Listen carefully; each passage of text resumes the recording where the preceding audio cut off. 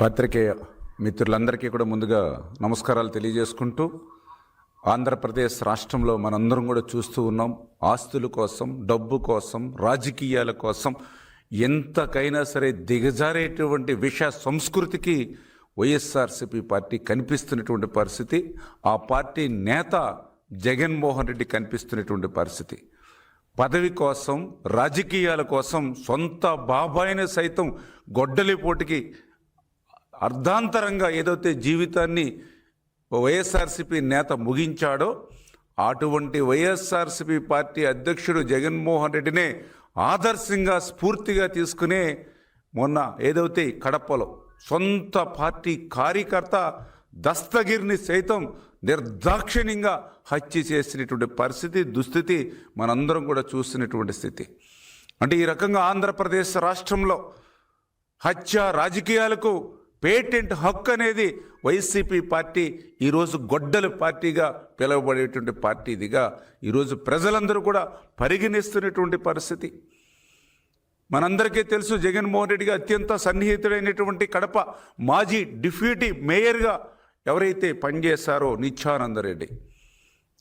తన 100 కోట్ల రూపాయల రియల్ ఎస్టేట్ లావాదేవీలకు అడ్డుగా ఉన్నాడనేటువంటి ఉద్దేశంతో మరి వైఎస్ఆర్సీపీ కార్యకర్త వైఎస్ఆర్సీపీ పార్టీని అధికారంలోకి ఆ రోజు 2019లో కానీ మరి మొన్న 2024లో కానీ పార్టీ కోసం అహర్నిశలు పనిచేసినటువంటి వైఎస్ఆర్సీపీ పార్టీ కార్యకర్త అనేటువంటి విషయం కూడా ఆలోచన చేయకుండా మరి ఆ కార్యకర్తను సైతం నిర్దాక్షిణ్యంగా పెద్ద దస్తగిరిని ఏ రకంగా అయితే హత్య చేసి, మరి హత్య చేసిన తర్వాత ఆ హత్యలో పాల్గొనేటువంటి వాళ్ళు మళ్ళీ డైరెక్ట్గా ఆ యొక్క నిత్యానందరెడ్డిని జగన్మోహన్ రెడ్డి అత్యంత సన్నిహితుడిని కలిశారని అంటే, ఈ రకంగా హత్య రాజకీయాలకు వైఎస్ఆర్సీపీ పార్టీ ఏ రకంగా పేటెంట్ హక్కు తీసుకుంటుంది ఈ రాష్ట్రంలో మనందరికీ అర్థమవుతున్నటువంటి పరిస్థితి. ఆ రోజు వివేకానందరెడ్డి గొడ్డలి పోటు దగ్గర నుంచి ఈ రోజు వరకు మరి ఏ రకంగా హత్య రాజకీయాలకు పాల్పడుతుందో మనందరికీ కూడా అర్థమవుతున్నటువంటి పరిస్థితి. ఎందుకంటే ఇంకా దురదృష్టం ఏంటంటే, ఆ రోజు సొంత బాబాయ్ వివేకానందరెడ్డిని గొడ్డలి పోటుగా ఏ రకంగా అయితే హత్య చేసి తర్వాత అక్కడున్నటువంటి సాక్ష్యాలన్నింటినీ కూడా ఏ రకంగా రూపుమాపడానికి ప్రయత్నం చేశారో, మళ్ళీ అదేవిధంగా పెద్ద దస్తగిరి హత్య తర్వాత కూడా ఆ సాక్ష్యాలన్నింటినీ కూడా రూపుమాపేటువంటి విధంగా వైఎస్ఆర్సీపీ పార్టీ పనిచేసేటువంటి విధానం అని అంటే, ఇది తాడేపల్లి ఆదేశాల ప్రకారమే ఇటువంటి హత్యా ప్రయత్నాలు జరుగుతున్నాయనే విషయాన్ని కూడా మరి స్పష్టంగా అందరికీ అర్థమవుతున్నటువంటి పరిస్థితి. గొడ్డలి పార్టీ ఎంతకైనా దిగజారుతుందనే దానికి కూడా ఇదే ఒక ఉదాహరణ అనే విషయం. అంతకు మించి వైఎస్ఆర్సీపీ పార్టీ అధ్యక్షుడు ఆయన యొక్క క్రిమినల్ మైండ్, ఆయన రాజకీయాలకు కూడా అర్థమవుతున్నటువంటి పరిస్థితి అని చెప్పి కూడా సందర్భంగా తెలియజేస్తూ ఉన్నా. ఎందుకంటే సొంత పార్టీ కార్యకర్త హత్యకు గురవుతే మరి వాళ్ళ పత్రిక ఉంది, ఒక కరపత్రిక, వాళ్ళ పత్రిక ఉంది, ఒక అవినీతి పత్రిక. కనీసం కార్యకర్తని పెద్ద దస్తగిరిని ఎక్కడ కూడా ఉదహరించలేకపోయింది అని అంటే ఏ రకంగా అంటే పాము గుడ్లను పెట్టి తన గుడ్లు తానే పాము ఏ రకంగా అయితే మింగేస్తుందో అదే రకంగా జగన్మోహన్ రెడ్డి వైఎస్ఆర్సీపీ పార్టీ తన రాజకీయాలకు కానీ, తన ధనదాహానికి కానీ, తన డబ్బుకు కానీ ఎవరు అడ్డొచ్చినా కూడా ఆ రకంగానే మరి మింగేస్తారనేటువంటిది కూడా పెద్ద దస్తగిరి విషయంలో మనందరికీ కూడా అర్థమవుతుందనే విషయాన్ని కూడా ఈ సందర్భంగా మరి మరొక్కసారి మీ ద్వారా కూడా తెలియజేసుకుంటూ ఉన్నా. ఎందుకంటే పెద్ద దస్తగిరి ఈ రకంగా ఒక వైసీపీ నేత అనుచర గణంతో హత్య గావించబడితే కనీసం కార్యకర్త చనిపోయేటటువంటి బాధ, ఆవేదన కూడా ఆ పార్టీలో లేదు అని అంటే, ఎందుకు ఈ మాట చెప్తూ ఉన్నానంటే, జగన్మోహన్ రెడ్డి ఆయన యొక్క క్రిమినల్ మైండ్. ఎందుకంటే మొన్న కూడా మనం చూసాం, జగన్మోహన్ రెడ్డి పరామర్శ యాత్ర పేరు చెప్పి పెద్ద ఎత్తున ఊరేగింపుతో ఆ రోజు వెళ్తూ ఉన్నప్పుడు జగన్మోహన్ రెడ్డి కారు కింద మరి తన సొంత పార్టీ కార్యకర్త చక్రాల కింద పడి నలిగి చనిపోతే, కనీసం ఎందుకు చెప్తున్నానంటే, ఈరోజు మనం ఎక్కడైనా రోడ్డు మీద పోతూ ఉంటే యాక్సిడెంట్ కనుక మనం చూస్తే వాళ్ళెవరో మనకు తెలియకపోయినా సరే కారు ఆపి ఆ యాక్సిడెంట్ అయినటువంటి వాళ్ళ యొక్క వివరాలు తెలుసుకుని హాస్పిటల్కి ఫోన్ చేసి అక్కడ బెడ్ అరేంజ్ చేసుకుని అవసరమైతే మనకు ఎవరైనా పిఏ కానీ వీళ్ళు కానీ అనుకుంటే వాళ్ళని ఇచ్చి పంపించి వాళ్ళకి వైద్యాన్ని అందజేస్తాం. ముక్కు ముఖం తెలియని వ్యక్తి రోడ్డు మీద యాక్సిడెంట్కి గురవుతాయి. ఆ రకంగా మానవత్వం చాటుకుంటాం. కానీ జగన్మోహన్ రెడ్డి తన కాన్వాయ్లో ఊరేగింపులో ఆ యొక్క వైఎస్ఆర్సీపీ కార్యకర్త చక్రాల కింద పడి చనిపోతే 2 చేతులు 2 కాళ్ళు పట్టుకుని పక్కన పొదల్లోకి పడేసి పోయారని అంటే ఒక కారు కింద నిమ్మకాయని పెట్టి ఏ రకంగా అయితే తొక్కించేస్తారో ఆ మాదిరిగా వైఎస్ఆర్సీపీ పార్టీ ఆ యొక్క కార్యకర్తలు కూడా ఆ రకంగా మరి చూస్తున్నటువంటి పరిస్థితి దుస్థితి ఈరోజు వైసీపీ కార్యకర్తలు కూడా మరి అర్థం చేసుకోవాల్సినటువంటి అవసరం కూడా ఉంది అనే విషయం. అంటే ఈరోజు స్పష్టంగా ఒకటి అర్థమవుతోంది, జగన్మోహన్ రెడ్డికి ఏదైతే తన అధికారం కోసం కానివ్వండి, తన ధనదాహాని కోసం కానివ్వండి, తన రాజకీయ ప్రయోజనాల కోసం కానివ్వండి, అది కుటుంబమైనా బంధువులైనా పార్టీ నాయకులైనా పార్టీ కార్యకర్తలైనా ఎవరైనా ఒకటే, తన ధనదాహానికి తన రాజకీయ దాహానికి అడ్డొస్తే అనేటువంటి విషయం మరొక్కసారి పెద్ద దస్తగిరి హత్య ద్వారా మనందరికి కూడా అర్థమవుతూ ఉంది. దీనికి తల్లి అయినా మినహాయింపు లేదు, చెల్లి అయినా మినహాయింపు లేదు, సొంత చిన్నాన్న చెల్లి అయినా మినహాయింపు లేదు, ఆఖరికి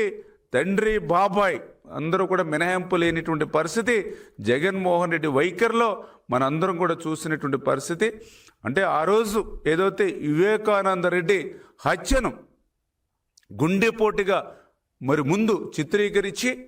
అది గుండెపోటు కాదు గొడ్డలిపోటని ఏదైతే సాక్ష్యాధారాలతో బయటపడేటప్పటికీ అది చంద్రబాబు నాయుడు గారి మీద ఏ రకంగా అయితే నెట్టేయడానికి, నారాసుర రక్త చరిత్రని ఏ రకంగా అయితే చంద్రబాబు నాయుడు గారి మీద నెట్టేయడానికి ఆ రోజు జగన్మోహన్ రెడ్డి ప్రయత్నం చేశాడో, ఆ రోజు 2018లో కోడికత్తి డ్రామా ఆడి రక్తి కట్టించి 2019 ఎన్నికల్లో దాని ద్వారా విజయం సాధించి అధికారంలోకి వచ్చిన తర్వాత మరి ఆ కోడికత్తిలో భాగస్వామ్యుడైనటువంటి దళిత బిడ్డను మరి ఏ రకంగా అయితే అతని జీవితాన్ని బలిపెట్టాడో ఈరోజు కార్యకర్తలందరూ కూడా అర్థం చేసుకోవాల్సినటువంటి అవసరం ఉంది. అంటే ఏదైతే యొక్క జగన్మోహన్ రెడ్డి యొక్క క్రిమినల్ రాజకీయాల్ని ఈవేళ సొంత పార్టీ కార్యకర్తలు కూడా గమనించుకోవాల్సినటువంటి అవసరం ఉంది.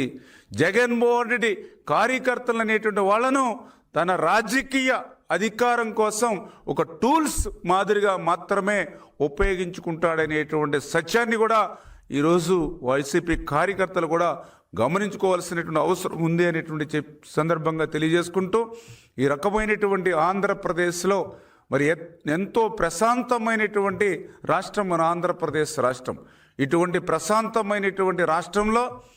మరి ఈవేళ వైఎస్ఆర్సీపీ పార్టీ అధికారం కోల్పోయినటువంటి 22 నెలల నుంచి చూస్తూ ఉంటే ఓటమి నుంచి ఎక్కడ కూడా పాఠాలు గుణపాఠాలు నేర్చుకోకుండా చేసినటువంటి పొరపాట్లను సరిదిద్దుకుంటామనేటువంటి మాట కూడా చెప్పకుండా ఏదైతే 2024లో ఈ ప్రజలందరూ కూడా నన్ను ఓడించారు కాబట్టి ఆ ప్రజలెవరూ కూడా సుఖశాంతులతో ఉండడానికి వీర్లేదు, ఆంధ్రప్రదేశ్ రాష్ట్రంలో ప్రజలెవరూ కూడా ఆనందంగా ఉండడానికి వీర్లేదు, ఆంధ్రప్రదేశ్ రాష్ట్రంలో ఎవరికి ఉద్యోగ ఉపాధి అవకాశాలు రావడానికి వీర్లేదు, ఆంధ్రప్రదేశ్ అభివృద్ధి చెందడానికి వీర్లేదు అనేటువంటి విధంగా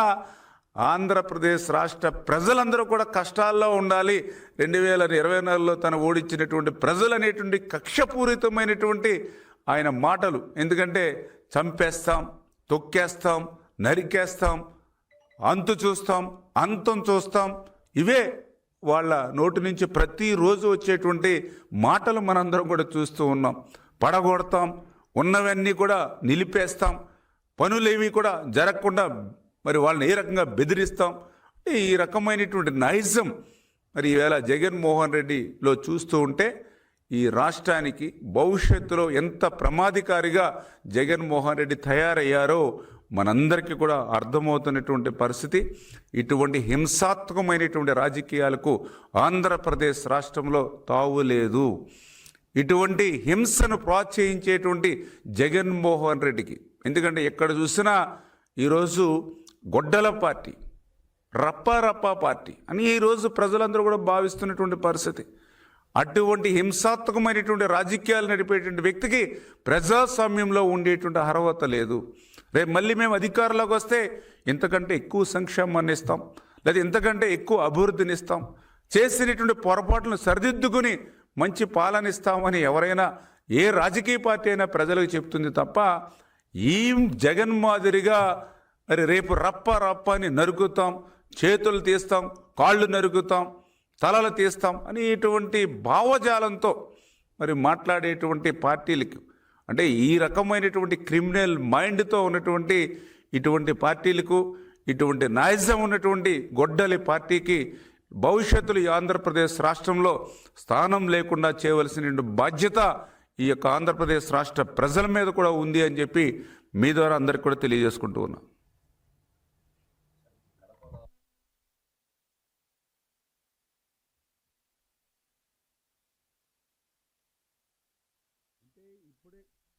అంటే ఇప్పుడే చెప్పడం జరిగింది, కడపకు సంబంధించినటువంటి ఎవరైతే డిప్యూటీ మాజీ మేయర్గా పనిచేసినటువంటి వ్యక్తి, ఆయన జగన్మోహన్ రెడ్డికి అత్యంత సన్నిహితుడిగా ఉన్నటువంటి వ్యక్తి నిత్యానందరెడ్డి. అక్కడ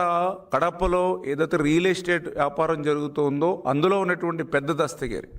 ఈ యొక్క నిత్యానందరెడ్డికి సంబంధించినటువంటి 100 కోట్ల లావాదేవీలకు, సెటిల్మెంట్లకు ఆ పెద్ద దస్తగిరి అడ్డుగా ఉన్నాడనేటువంటి ఆలోచనతో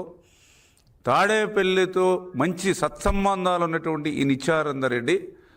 తన సొంత పార్టీ కార్యకర్తని కూడా చూడకుండా తన ధనదాహానికి అడ్డు తగులుతున్నాడనేటువంటి విధానంతో ఆయన్ని నిర్దాక్షిణ్యంగా హత్య చేయడం, అంటే ఇవన్నీ కూడా